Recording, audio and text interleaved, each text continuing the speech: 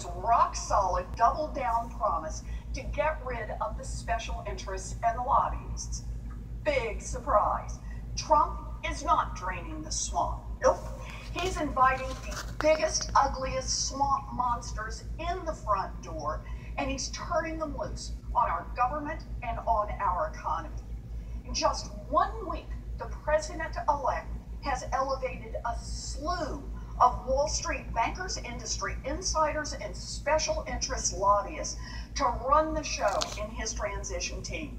Let's run through just a few examples here. The guy in charge of staffing the Federal Communications Commission was on Verizon's payroll and has produced studies aimed at kneecapping the net neutrality rules. The guy in charge of picking the team that will decide energy policy in a Trump administration is a lobbyist for the oil and gas industry. The guy picked to staff up the Department of Agriculture is a, quote, veteran food and agriculture lobbyist whose firm has raked in millions representing the food industry. The guy leading the transition for the Environmental Protection Agency has been paid by the oil industry and denies that climate change is real.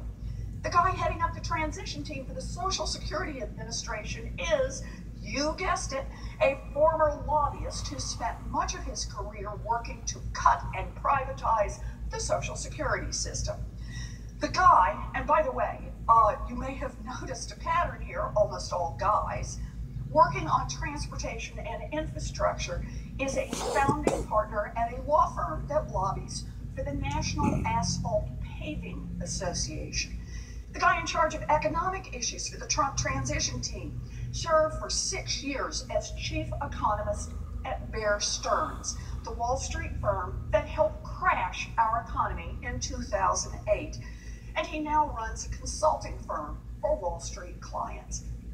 Trump's very first decision is to hand over the keys of government to the worst kind of DC insiders and special interests.